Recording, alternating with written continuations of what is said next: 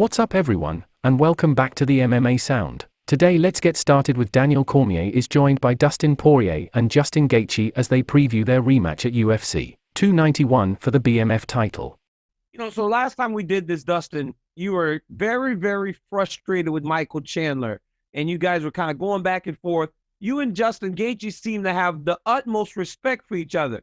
Where was that found at? Like, where did this respect come from? Was it just in the fight, or was it watching from afar also? Because as the guy that won, DP, you got to feel pretty good about your prospects of winning this fight the second time. But where did this respect come for Justin Gaethje?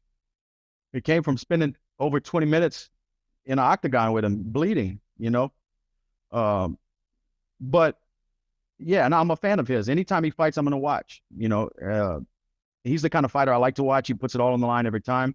And those are the kind of fights that I want to be involved in. So that's why this fight's exciting to me. But, I've ran into Justin a few times since we fought, and he's always been straight up, The thing with Chandler was because I think he's fake, but Justin seems real to me.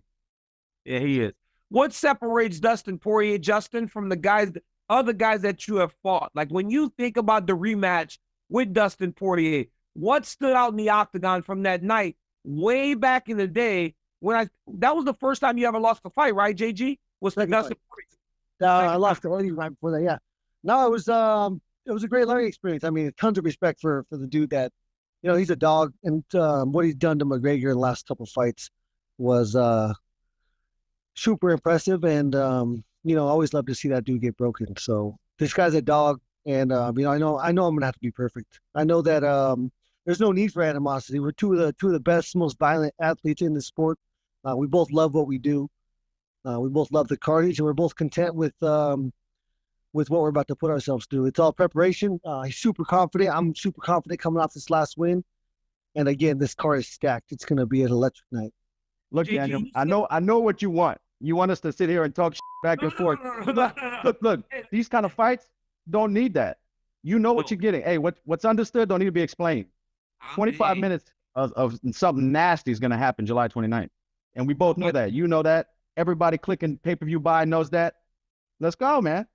No, I get it, DP. I get that you don't need to sell, right? And we have seen pay-per-views do well without the sell. But, Justin, you just said something very, very important. You said perfect. I have to be perfect. 100%. Does perfect even exist inside of an octagon? Perfect doesn't exist inside of an octagon. Does that come with a lot of pressure because you fought him before knowing, man, I can't make any of the mistakes I made before. Therefore, I got to try to be perfect inside the octagon, and that don't exist. Yeah, I mean, that fight was 5 years ago. That is not even a factor. It won't be a factor July 29th. I'm not the same guy. He's not the same guy. Again, I need to be more perfect than him. I need to make less mistakes than him. I need to capitalize on the mistakes that he makes. Of course, you're not perfect in a fight, but ultimately, it's up to me to take advantage of the mistakes that he makes and make him make mistakes. And that's the name of this game. High-level fights, two guys with the skills that we possess, you have to be perfect. DP, how perfect were you in 2018? And how close to perfect do you have to be in order to beat this guy? This Justin Gaethje that we see today, that got through Rafael Paziev in the way that he did, that got through Michael Chandler in the way that he did, how close to perfect do you feel you have to be in the octagon? And do you feel like you fought the perfect fight last time you fought it? No, I made a lot of mistakes last time. Nobody, like we just said, nobody's perfect. We're chasing it. Every time we want to show improvement, we're chasing it, but nobody's perfect. And not in this game. Well, maybe Ernesto Hoost, maybe he's perfect. But other than that, nobody's perfect. And like he said, this is a completely different fight. This is 5 years. We both had our ups and downs. We both learned a lot, put a lot of camps in, have great teams. This is a completely different fight. So I watched the previous fight with my team when I got in Florida. I'm not going to watch it again. Really? I'm not going to watch it again. Nah, there's no reason to. There's no reason. When you watch him today, though, do you see that much of a difference? Because when we watch him inside the octagon, Justin Gaethje back then was getting fight of the night every single time because of his fighting style. And today he still is fighting in the same regard, just maybe a little smarter and still collecting those bonus checks. So how much has he really changed over the course of this 5 years? He's definitely added some footwork to his game. He's using his jab a lot more. He's moving laterally a lot more. He's not standing directly in front of somebody, covering up high like he was doing before. This is talking about his last fight, you know. But I still see that same dog every time he goes out. That's why he's winning these bonuses, like you say. He's going out there to leave it all on the line, finish you or get finished every time out. That's why he's getting these bonuses. But he has added a lot of new wrinkles to his game with his footwork, his defense, his jab, setting his combinations up, you know, a lot of things.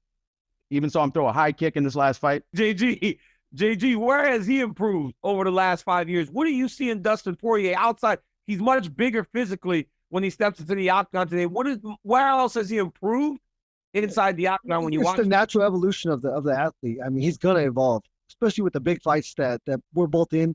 You have no choice but to go in there, especially with the teams that we have. I mean, our coaches are constantly trying to teach us and correct things and break bad habits. No matter how long you do this, you're gonna have bad habits, and you've got to just work on.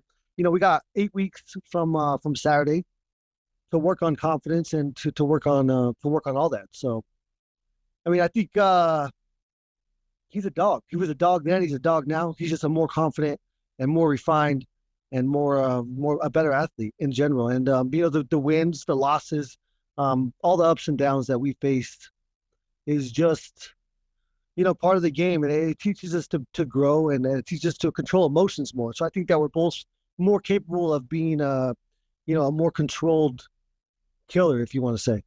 So Justin, with all that being said, and you, Dustin, you guys have both had ups and downs, something that you both mentioned the entire time. Both have held UFC gold. Both have also fought again for UFC gold. Is this BMF championship an opportunity to propel you into that one last run at trying to get to the top? Because I know ultimately that you two guys both still have championship aspirations. Dustin? 100%. You know, I think this is a number one contender fight for sure. I don't think we jump over Beneil if he wins, but I think we're next in line. And over Charles Oliveira, right? Because him and Islam just fought, like whoever wins this fight should get the Islam fight, considering it's a new matchup. Or at least that's what I would imagine. That's what I would imagine too. But you know how this is, man. If it's not in writing on contract, we just take it one day at a time. And Justin, do you feel like this BMF championship makes it easier for you to say, hey, I'm next for a title fight? Because now you've won 2 in a row, and if you win this one, that'll be 3 in a row, and that would warrant a championship fight, wouldn't it? Yeah, I mean these rankings are for a reason. You know, they might not be as legit as we think they are, but you know, he's number 2, I'm number 3, number 1 fight number 4, and the champion needs someone to fight. I think if Darius wins, he's gonna fight in October, and the winner of that fight will fight the winner of this fight. Do you feel? And if Oliveira loses, then yeah, I think one of us is going to be right back in the camp. Right back in the camp. Justin, you have said recently that you're kind of making one last run at this thing.